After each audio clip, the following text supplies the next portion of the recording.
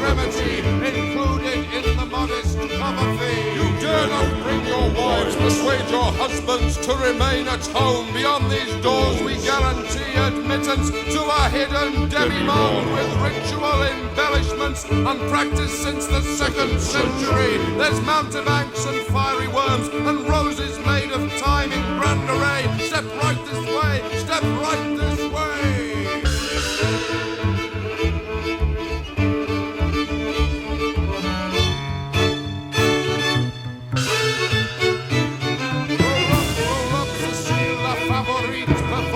Celebrating dance that lately scandalized the Orient, removing first her clothing, then her body, to a musical accompaniment provided by Chris Rosencrantz and his Atlantis Playboy. This is one you must not miss. Tell all your friends, tell all your enemies, tell all the people that you do not know. The Moon and Serpent Grand Egyptian Theatre of Marvels, open now for your inspection. Step right up and see the show. See the show! See the show!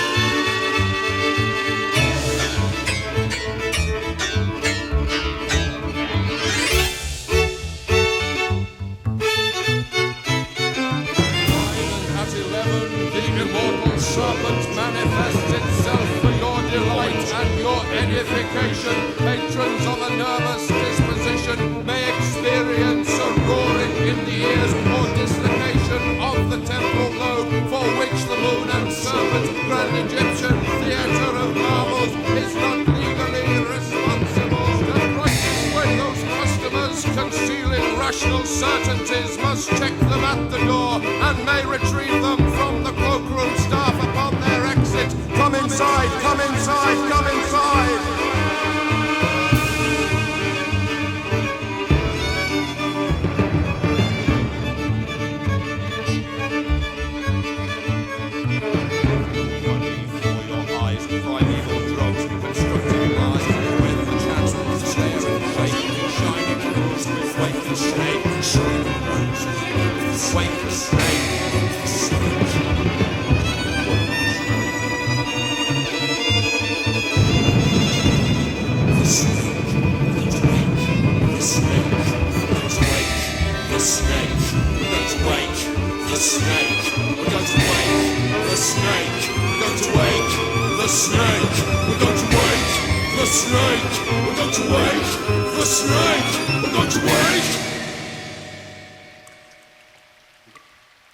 Hallucinated rain in a mirage of gutter, conjured by its sound, the summer downpour frying in the puddles rinsed between the teeth of drains.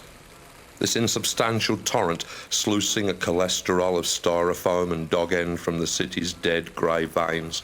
A phantom, speculated city somewhere else that had its night voice netted once, then chloroformed, pinned to a specimen board of magnetic tape, revived to flutter weakly here tonight. Who knows how long since it was captured, or how far away? Where do the Yarmouth breakers detonate, a distant Semtex, when we are away from Yarmouth? Where do the lights of London flare, when we are not here? What non-Euclidean map includes the places we are gone from? Say its name, the absent town, the city in remove, and there it rises in the backyard of our eyes, some common landmark snapshot first, and then specific street and house and room, specific chair. Say Birmingham, and the rotunda rears within us, our imaginations squinting in the traveller's fair glare of New Street Station, or say Folkestone, and recall the quayside sudden still beneath our feet. These are the towns of light, built from remembered brick, conjectured beam, that stand in Hilbert space, a plane of concept and idea where thought is form, where the recalled smell of fresh paint upon forgotten stairs is an event in place and time. These detailed, weightless urban sprawls we carry in our fragile skull that teem with reminiscent traffics, populous with bias, opinion, rumour, legend, lie. Locations we shall never visit that yet have their hearsay substance in our lives and so are never far from us. They rest in occult mercators where distance is not marked from point to solid point, but calibrated there between the spark gaps of our free associations, yielding geographies with Land's End next to John O'Groats and Earth with poles adjacent. Continent, nation, mapped outside of matter, state of mind, metropolis erected out of nothing, only metaphor, and ringed with slums of dream. Mnemonic highways made from smears of field glimpsed once through glass at speed, or from the jaundiced strobe of gone-by sodium lamps, hot amber necklace on the night's bare throat, monoxide dabbed upon her pulse points. Strung between the shimmering fabricated towns, inroads of anecdote, synaptic rails to bear the trains of thought, a beaded web across our gazetteer of the interior. Seen from above, the glittering threads of meaning run like mercury, converge on the imaginary capital, a shadow London, our idea of London, flickering in the forebrain. When we are not here, this apparition is our only London. Enter from the east by Bromley, Poplar, Wapping, and already filaments of recognition start to hum and glower. Rupert Murdoch, with hereditary convict eyes, leers through a vague phantasmal rubble of old pine mash stands, Mosley pamphlets, pearly kings and queens, a residue of mind junk heaped since childhood. Pure subjective incident. By Wapping Wall I watched a human pelvis bob down river, old, plaque-coloured, flecked with algae in a fierce viridian rash, and there was nothing to be done. It looked like any other pelvis I have seen, a calcareous outline sketch of Mickey Mouse's head. It turned and ducked and drifted then, drifts now in memory, mine and your imagination, twisting slowly through the cold suspensions at the river's edge where pirates hung in chains until the tide stuffed their repenting throats with silt. The bone was tumbling like a dice at the conclusion of a long and rattling throw commenced with birth. Crapped out. Snake's eyes. The clumped weed clings to it. Nostalgia for a lost pudenda. Swerves now. Sinks. Is gone. Leave it behind us. Almost buried, jutting from the beds of sleep and recollection. Move on to the city hypothetical, the virtual London scaped from essence, where past schemes and mildewed visions show, old wallpaper behind a peeling present. Down the Ratcliffe Highway, or our notion of it. Faint ghosts, old stains and patterns blotch the wood chip. George's in the east, that great dead battery of a Hawksmoor church, part of his stifling symbol net, his Tesla grid of terror and magnificence. Timothy Marr, the draper, and his wife, their infant child and their apprentice died near here, dispatched with maul and ripping chisel in the small hours of the 19th century. Convenient atrocity, necessitating the origination of a police force, one much imitated since throughout the Western world. Those things that breed in this idea space have their consequence, heavy as churches, they themselves the fossil dreams of architects. Move on. Whitechapel, Spitalfields, streets filthy with mythology as if there'd been a refuse strike amongst the urban myth collectors, stories left to rot and swelter in their bags outside Bengali lockups. Here, amongst conceptual terraces, past violence thrusts, a black insistent grass between the flags. Here is the serial killer's dream time, murder mecca, Saucy Jack and the Masonic songlines, bloodlines, scabbed now, faint with age, their power all but exhausted by our need to pick, to touch. Here too is Princelet Street, a house unoccupied save for a brace of tailors on the third floor, where the Channel 4 without walls oddity, the Cardinal and the Corpse, was shot in part. In company with poets Brian Catling, Aaron Williamson and Ian Sinclair, Eminence Gris behind the project and, according to the schedule notes, Freak Wrangler, I crouched there in an upper room and clutched a first edition of The Magus, an alchemical text penned by Francis Barrett in the 18th century. This was my final scene. Typecast as an occult fanatic by the mordant Sinclair, raving and obsessed by the geometries of Whitechapel, I find myself alone, condemned to spend eternity in a bare attic overlooking Christchurch Spitalfields. The Barrett book is open at a page of illustrations that depict the fallen angels or the vessels of iniquity and wrath. It strikes me that the picture of Apollyon, a vessel of iniquity, bears an unsettling resemblance to the photograph of me that's on the back of Watchmen. Through the window looms the spire of Hawksmoor's awful church. I look up from the book and gaze in panic at the empty room in which I am to spend forever as a prisoner of my own obsessions. It's a wrap. Downstairs I watch while former soldier of the Cray twins Tony Lambrianou is interrogated on the finer points of gangster chic by Driffield, exit shareholder, maniacal bookfinder. The spell, the glamour of the twins hangs like an Old Spice fog about the edge of the production. Lambrianou, on whom any moral judgment would be simply too elaborate, recalls the strange still of his pre-dawn drive through Hackney, Jack McVitie cooling, folded in the boot. The mystery of David Litvinoff is raised, dialogue consultant on Nick Roeg's performance, sometime paramour of Ronnie Cray. Was there a book he worked upon, an exposé that vanished with his murder? Hoax and allegation, graveyard gossip, cobbling the less inviting metaphysic alleys of this fictive, phantom London. There's a tall tale of two cities, and it's all in double Dutch. Some two-bit hustler double-crossed the heaven twins. One with his lily white boy, too soon, too much. The other brother would have doubled up two pins. The deuce is wild, the jack was iced on the old one too. When he threw snakes eyes, they were holding cards. Down Casnode Road, where first offenders find the second chance bicycle, towards New Scotland Yard. So I like to hear a fans dispensing talk, the double visions, double talk, the double gangsters living by their lead Jack Spot, lead Jack Spot, Lord being a two-step lamb, off to a looking glass house, to us road, two down. Back in, but there's two sides to every story. There's two sides to every story. Door to every cell, and the door to two wrongs to every right, two wrongs to every right, two back. And now they've looked at life from both sides. Now they've looked at sentence hard to spell. Sentence hard to spell.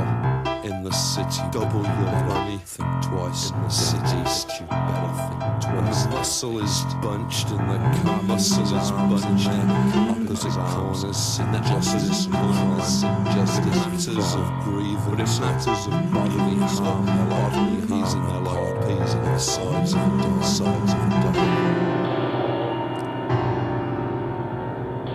As law condemns larceny, kettles called pots, much better than one, their crop number two heads.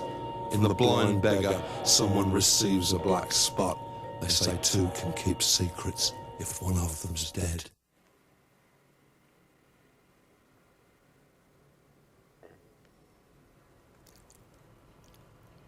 The pillars underneath the Hendon flyover maintain their discreet, stoic silence. We pass on, down back streets of the mind towards the symbol city's immaterial heart, along Commercial Street, through Bishopsgate, Cornhill and Cheapside to St Paul's. This is the hub. Here, all the lines of meaning stretched from Boadicea's grave to William Blake's converge. The vectors ranged from Cleopatra's Needle to its monstrous twin upon Canary Wharf cross here, upon that stone set into the cathedral walls, brought from Jerusalem in the Crusades, brought from the temple of King Solomon, his seal, the pentacle, reiterated here across the face of London, etched in church and obelisk and grave. St Paul's. The pagan darkness after the collapse of Rome saw here a temple of Diana so revered that early Christian monks despaired of a conversion and complained, "London worships Diana," and in the suburbs of Thorney they burnt incense to Apollo. Thorney's now Westminster.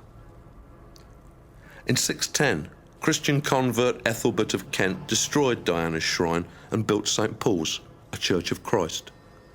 In Norman times, 1081, it burned and was rebuilt as a cathedral. Wandering through this maze of correspondence and association, let us pay attention to St. Paul himself, a proto-Mason. There in 1 Corinthians 3:10 he states, "As a master builder, I have laid foundations, and another builds thereon." This staunch misogynist clashed with Diana at Ephesus, where her followers humiliated him. Here's his revenge. Diana shackled, hemmed in by a pentacle of obelisks and phallic solar signs, with her abode rededicated in his name. Late as the 14th century, her sacred animals, the buck and doe, were sacrificed with fanfare here. Kings' mistresses, in penance, roamed St. Paul's by night dressed as the goddess of the moon, mother of churches. Until 1925, the women of the city hugged its pillars to induce fertility. The notion of Diana cannot be erased. In Hilbert space, the concept of the goddess is bound inextricably in the cathedral's mortar. 15 years ago, the royal wedding's sudden change of venue from Westminster's solar altar to this more appropriate site. As the mammalian dome of the cathedral rears before her, swaying in the sun-baked coach, she feels a sudden nausea and sees their eager faces as they line her way. She hears their voices, touched by old hysterias, as they call out her name, as they invoke her, as they say, "Diana, Diana, Diana." After the Great Fire, Wren rebuilt St. Paul's, 5 chains encircling its dome as ancients chained the statues of their gods to bind their power.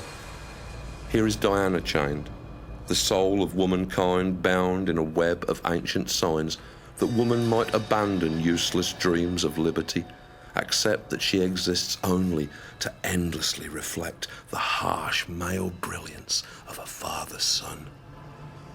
The monuments that loom on this untouchable plateau cast shadows and have solid consequence. Be careful here.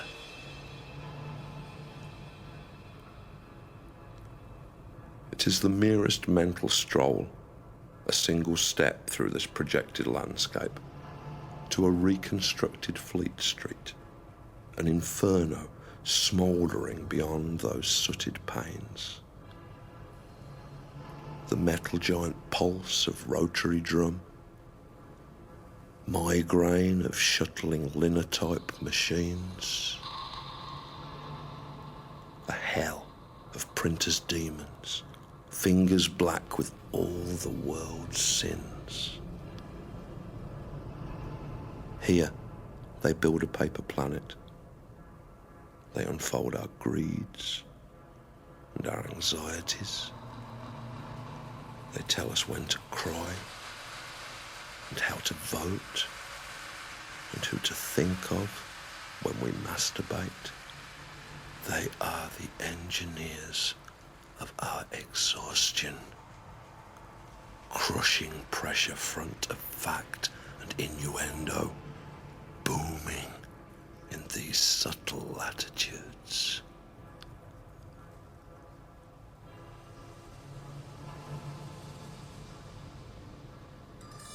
And so to Bride Lane, the etheric Bride Lane overlaid in an elusive gel upon the current brickwork. Bride Lane bleeding into history and fable through the wrought gates of St. Bride's, the printer's church. In 1864, young Mary Walker, aged 19, was wed to printer William Nichols here. She had 5 children by him: Edward, Percy, Alice, Henry and Eliza. William left her for the midwife who assisted with Eliza's birth, whereafter she began to drink, slipped into prostitution, and in August 1888 was taken to Bucks Row and cut to pieces by a faceless and chthonic force, first victim in the Ripper Cannon. At the old Montague Street morgue, William Nichols generously forgave his wife for all that she had done to him. Next door to the imagined church is the morphogenetic echo of the building we inhabit, the St. Bride Foundation Institute and Library, which, like every edifice in this psychosomatic realm, has its intuited dimension. All the rooms we are not in The closed doors passed upon arrival. Though remote from us, these secret spaces flare, exposed upon the brain's emulsion. Rumoured cellars, ankle-deep with water when the buried river fleets in flood. Locked mausoleum drawers of type, the coffined vowels, protracted screams in sans serif, italic sighs. The raised face of each character briefly perceived beneath illusory fingertips. Even this present chamber, real and tangible to us, has its suggested twin. Century-old splash and echo of those driven young Victorian men in postcard bathing suits, the self-absorbed intensity of every length, a filigree of snot on each joke shop moustache. Inflamed by the composing into blocks of some obscurely racy classic text, they seek the cold plunge, sublimate in the delights of Sparta. If this room is mirrored in idea space, what of we, the people in it? Are we not as much composed from figment and belief as this construction, as this street, this city? With our personal mythologies and our impostures, with our pasts which truly are the mass and matter of us, yet have no continuing existence save in memory and mind? Inside this haunted auditorium, a numinous crowd, shifting, restless in their seats. These magic lantern shadows that we cast, the isolated cones of nightlight that we know as self. Continuous mutter in the centre of us, monologues we have mistaken for the world. Could we go further in, past all idea of place and the reflections places make in us? In our conjectures, might we breach that private night to which we designate the letter I? Move into our collective skull, this firmament of bone with the topographies of our awareness ranged beneath. Stay close together. These are stairways beyond substance. Things get slippery here, beyond the wavering flame of our attention. Only dark.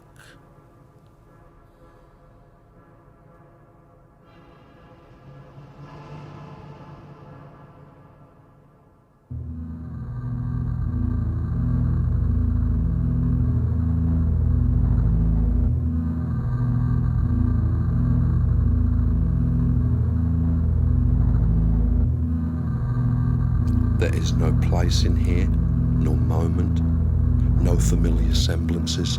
The mind forms here being concerned with nothing that's not ultimately mind itself. The shapes here have no correspondence in the formal world. They are the shape of Yevtushenko's poems, Chopin's etudes, Gödel's math. Here, in these incoherent oceans of unmoulded possibility, systems of thought provide the only landmass. Theory and belief are all we have to walk upon, where language is a shell-swept beach, where algebra's an endless, ghostly boulevard.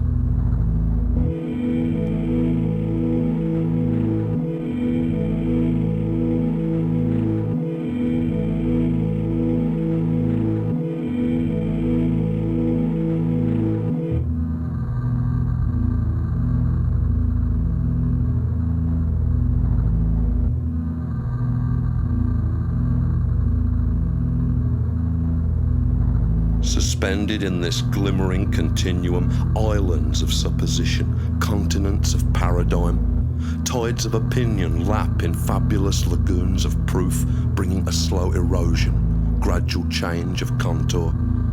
Here, the shifts in understanding are tectonic, diastrophic rumbles in the core, volcanoes of renaissance threatening to spit their heat and gold, to cover all the world with their bright, dangerous precipitations, smuts of change and novelty unrinsable, born on the jet streams of cold inspiration.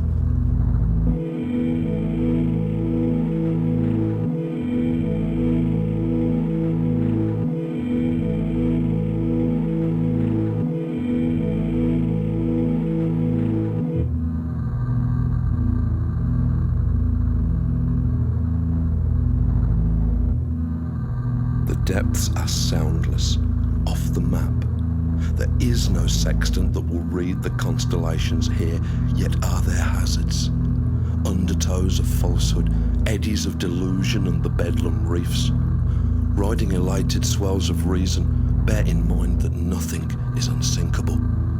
The palm chord orchestra plays on. Beneath these fog-banked ambiguities rear intellectual icebergs.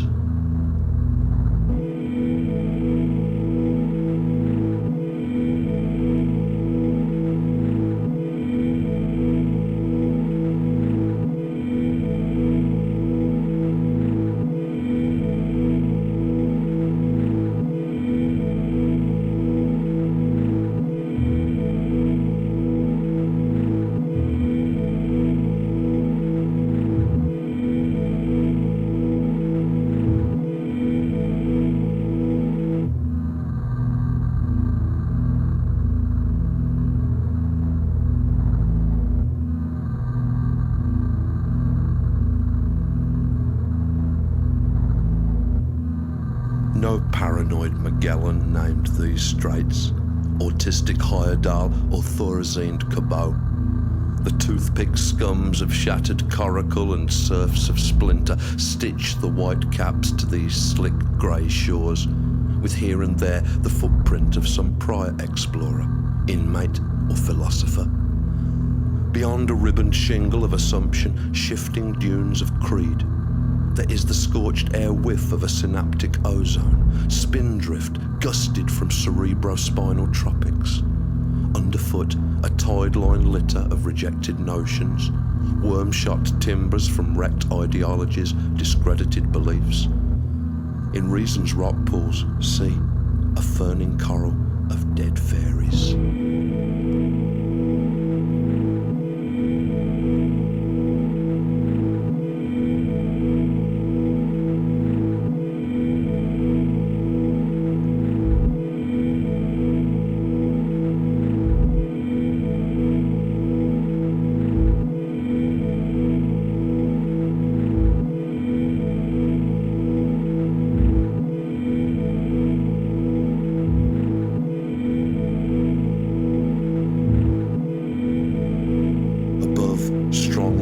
Bursts out through solipsistic cumuli. The dazzle of near comprehension leaves a gibberish of phosphorescent scribble on the psychic retina. Over these beachheads of corpus callosum, strung between two hemispheres, there burns an equatorial sun of fact and data. Best not risk the information tan that brings disfiguring bikini lines of ignorance, or worse, the sunstroke of religion. Make for shade. The tree line looms ahead. Pull back the snarled anxiety of bramble and plunge, ego first, into the undergrowth. Miasmal thicket darkness here, its chill immediate. Press on. Thorn snags of dogma tearing at the ankles, out into this sudden dappled bright, the eerie cross breeze of a clearing. The atmosphere here coruscates, thick with impending diamond. Through the spike-lit blur, an intimation of delirium's foliage clipped back, ordered into a Magritte topiary. Now a bordered path, redolence of park and arbour, wind chime scent of honeysuckle. With each step, a burgeoning of form, a greater density. Belatedly, the thought occurs, what life might this ethereal climb support? Ecologies of ectoplasm, but what flora and what fauna? The air here crackles, viscous and intense, humid with meaning. The posited terrain grows steeper, rising up towards the domed pavilions of the Spectre Garden, flickering radiance of its exhibits brushed across the sky ahead. Struggle up slope, the last few yards become a headlong run.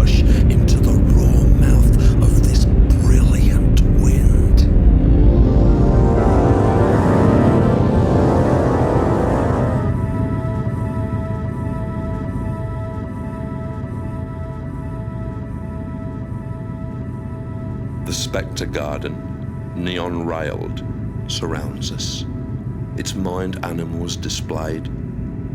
Before us is the habitat of an Enochian angel, summoned first by Edward Kelly in the 16th century, whose utterances terrified the seer that afterwards abandoned magic. Now, at our approach, a quickening of ultraviolet, shivering veil shape, womanness upon the brink of form. Solidify her, name her, call her.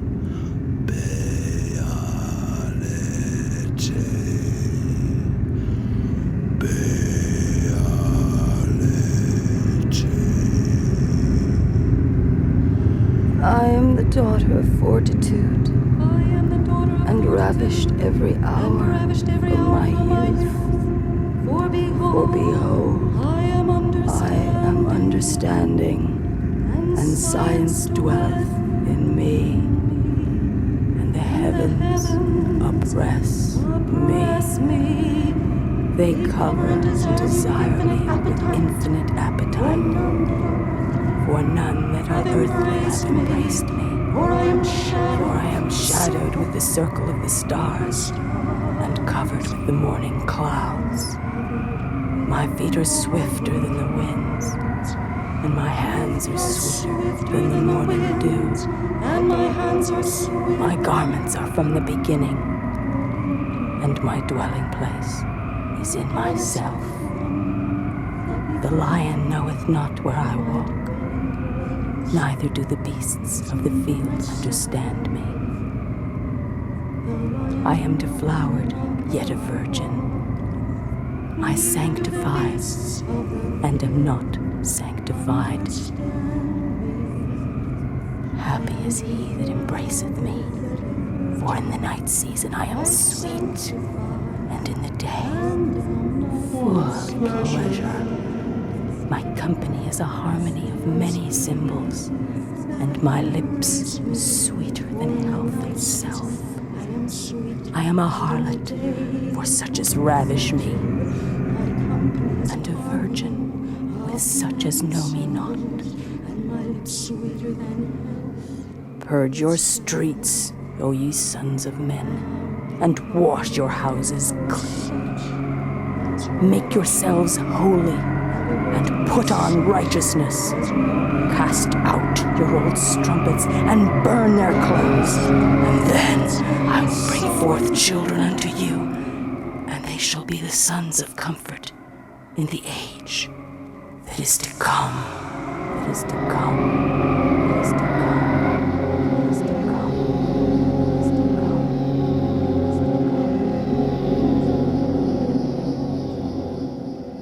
come. Behind, the fans of slatted light and feathered rays recede. The shock and tingle of her after-presence, Elmo's fire about the nerve ends. On, into this dream menagerie, amongst the spore of visionary beasts. A track of jades and garnets, puddle deep, drags at our heels like estuary sand. Ahead, a haunted maze of glass, where is the demon regent called Asmodeus, charisma without subject, who, in antique Persia, loved a princess, slew her 7 suitors on their wedding night in jealousy, was banished into Egypt. Strange attractor ripples in the forebrain as we near. His algebraic beauty is insufferable.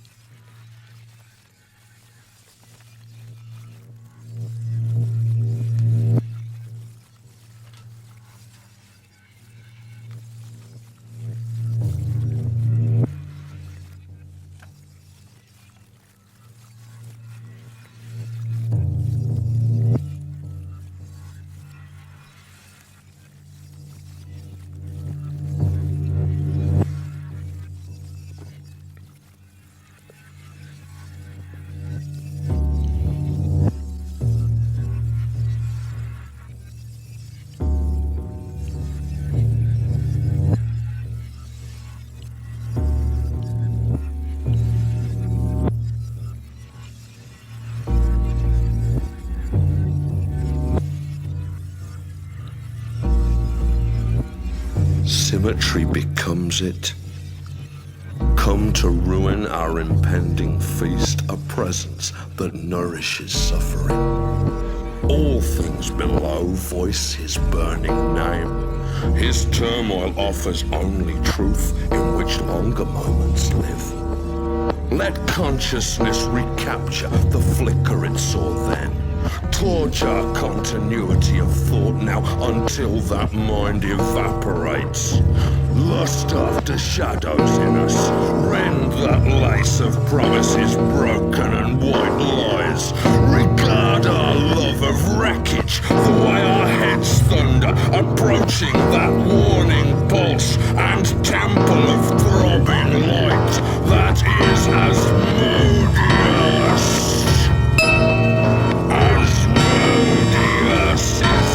Like throbbing of temple and pulse, warning that approaching thunder heads our way.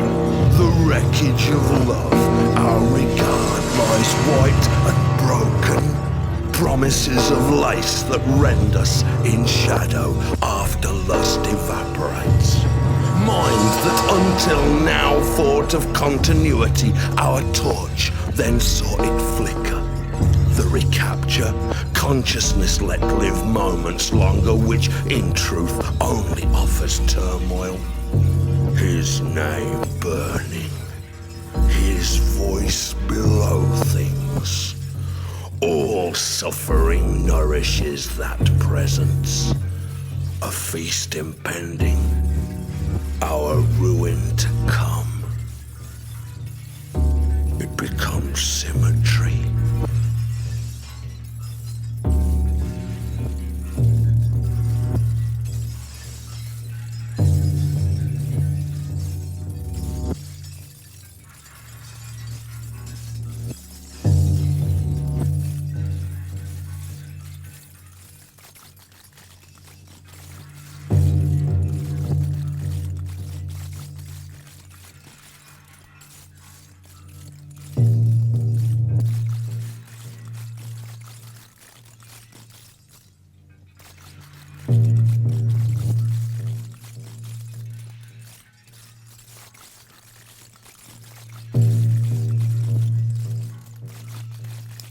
Beyond the shuddering Rorschach, the magnetic walls of hell's ninth duke, our cinder path of precious stones gives way to fine blonde sand, the demon chill to dry and desiccated warmth.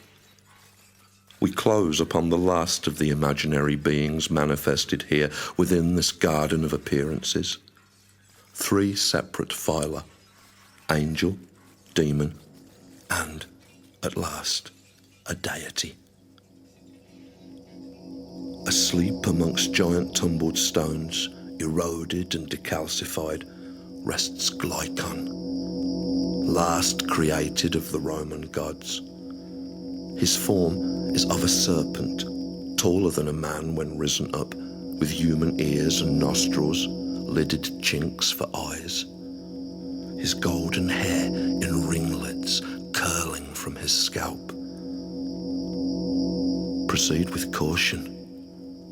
This is old power, and the idea of a god, a real idea.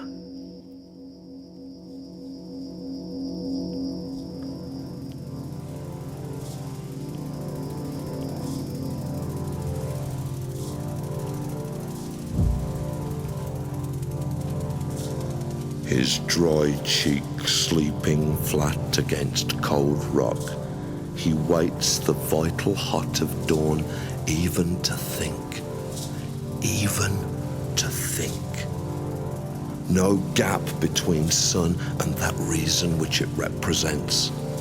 The parched air oiled with myrrh, a depthless, lidless dark before awakening, but pinlit, scented, pearled in thousands.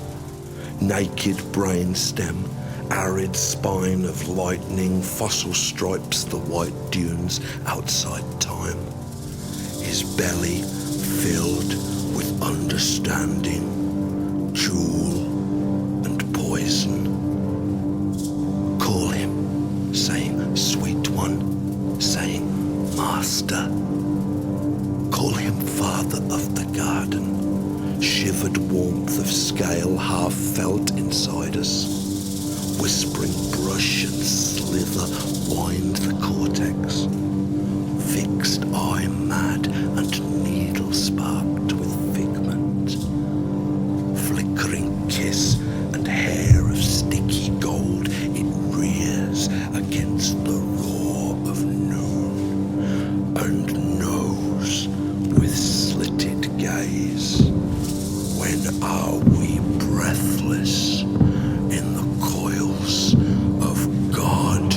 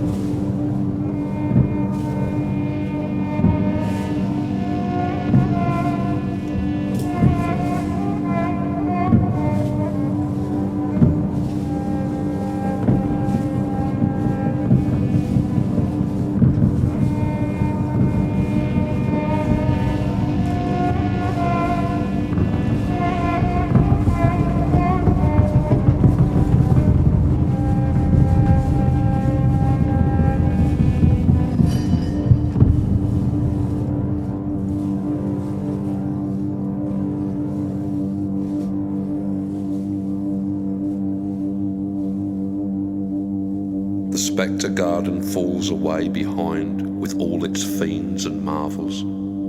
Should we glance back, it's no longer there, has never been there, leaving nothing, only forward into tundra absolute, that final wasteland risen to surround us now. Hyperborea of the mind, air chill and thin as silk. These are the far extremities of thought, moraine of Einstein, treacherous crevasse of quantum theory, semiotic blizzard.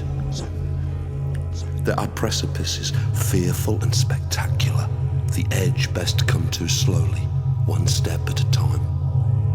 Here is a foothold carved by Heisenberg, whose work suggested that events upon a quantum scale are altered by the act of observation. From here, a few precarious steps along the glassy ledges of hypothesis are needed.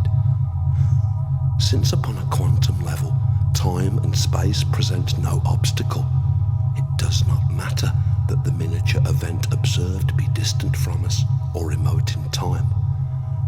If we observe it, we affect it, trap it in our models, lend it substance and parameter with systems of taxonomy and measurement, though it occurred in our most distant past. Stand still. Don't risk another pace. The cliff face of the deep anthropic principle plummets beneath us, sheer and awful. It suggests that since the Big Bang was, in its initial stages, very small indeed, with all our universe compacted to a single quantum point of heat and density near infinite. And since we now observe that first explosion, tracking its faint whispered echoes with our radio telescopes, then, by observing, we affect the universe's birth. The incoherence of origination borrows information from its future, shapes initial start conditions of the universe so to facilitate the ordering of matter into simple and then complex forms. The act of our primordial observation sets parameters of mass, of gravity and temperature that make the early genesis of galaxy and solar system possible, that ease the birth of planet, continent and life, that will evolve across millennia towards a state where it is competent to carry out such observations in the first place. In the last place. All existence lifted into being by its bootstraps, universe of vast self-referential thought, the idea of itself that brings itself about, ultimate magic act in time, and at the center of the cosmos there's a plaque, and on that plaque it says this: there is such a thing as a free lunch. Gaze down into the yawning chasm of this heresy, and it is bottomless, not called the deep anthropic principle for nothing. Take a step back. Come away. Retreat to safer footing, though in truth there's little ground that is secure within these territories, where human curiosity, a galloping erosion, gnaws away the a priori bedrock that we stand upon. Here, space-time is made solid, is become a Stephen Hawking egg with bang and crunch at either pole, coterminous and coexistent.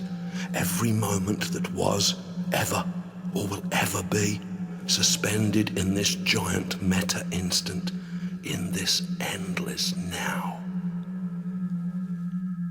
All distances, be they in space or time, are deemed by Einstein to be relative to the observer, so that in effect there is no distance, physical or chronological. And if we should be asked how many angels can be made to dance upon a pinhead, we must answer, all of us. In this place, every certainty of here and now dissolves. All objects, all realities seem to be made of atoms, which themselves are made from entities that are not wave or particle, but are best understood as abstract mathematical relationships, all being as an endless phantom field that has no temperature or colour, through which all the forms that we perceive, from pulsars unto plankton drift, the insubstantial dreams of matter, floated there in silent nothing. Everything is gone into the boiling light, and at the last, the realization there is no one here but I. Was never anybody here but I. There is only one moment. I love you. There is no such thing as magic. You already know this. You already know this. There is a room where you are being born in sudden bright and cold, the shock of breath, the horror of another's touch, and mother, mother, mother, like a crowned and burning heart of roses, awful, lovely in her nest of argent thorns.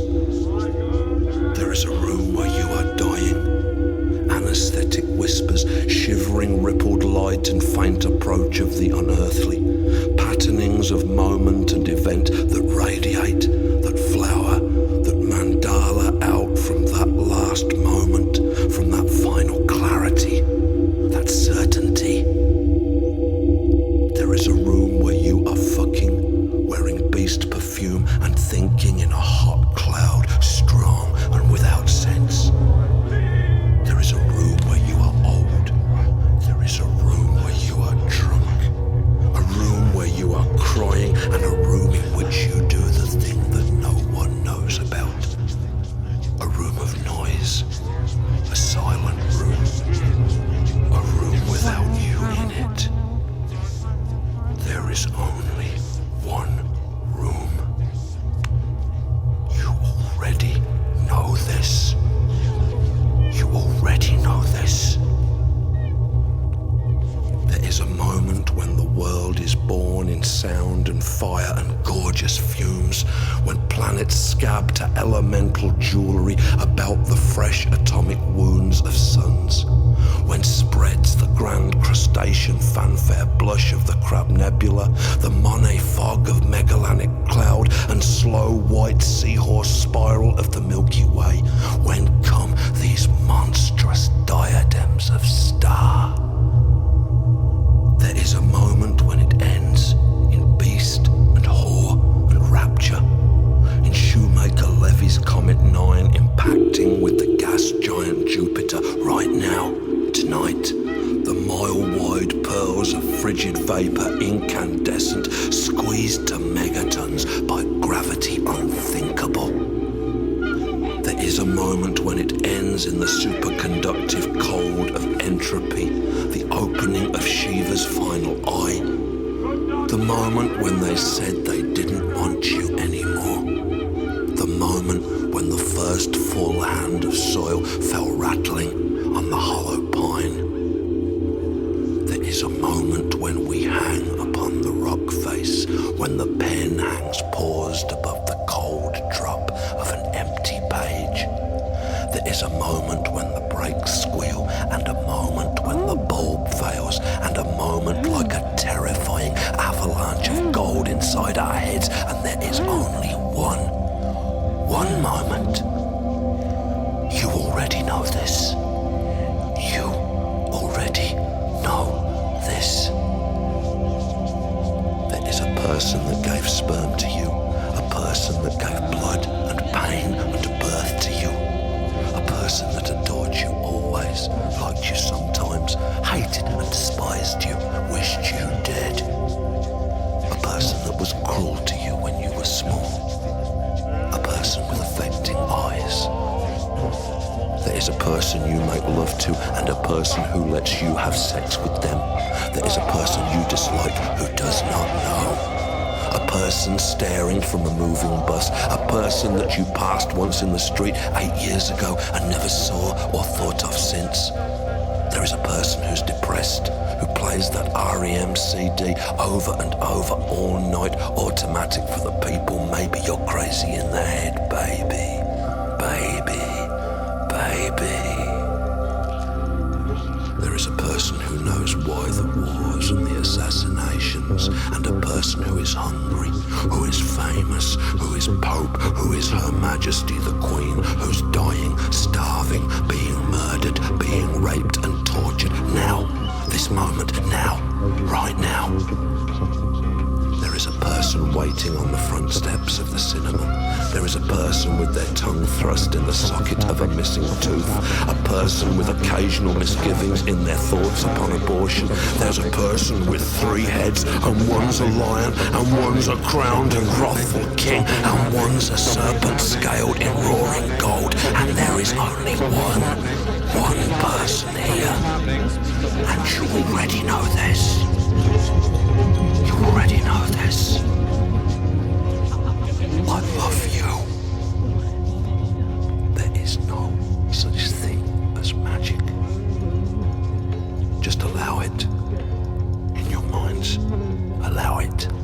This great vaulted ballroom of the sweet intangible that soars above us, bustling with the throng unseen, their great excitement, their anticipation palpable.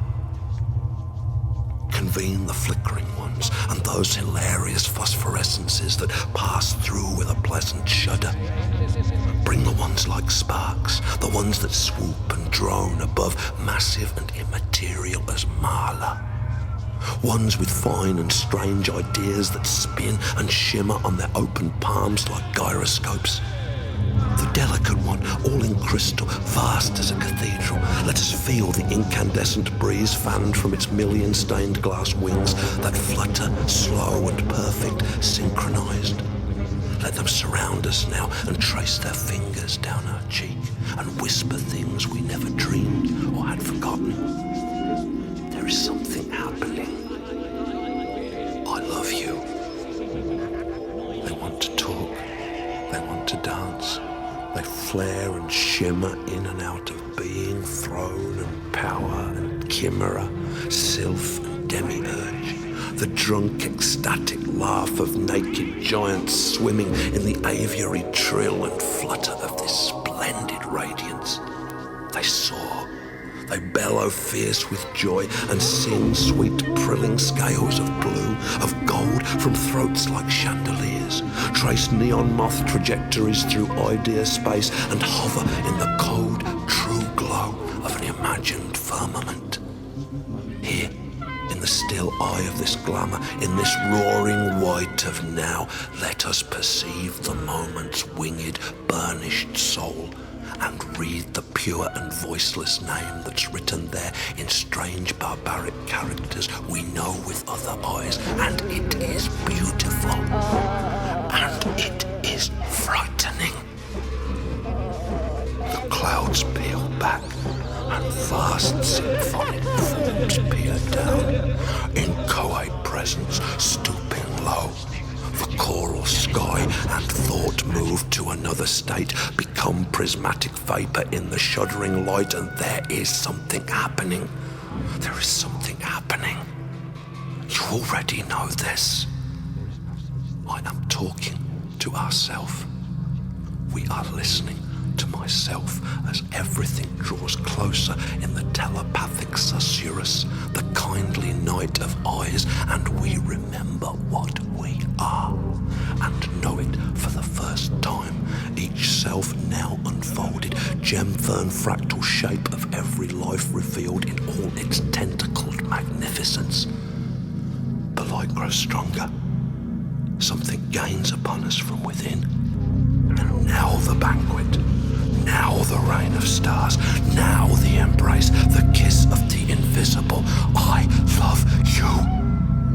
There is something happening.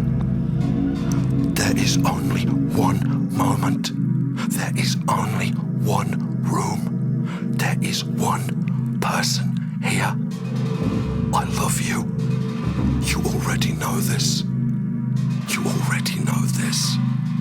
There is no such thing as magic. Is no such thing as magic. No such thing as magic. Such thing as magic. Thing as magic. As magic.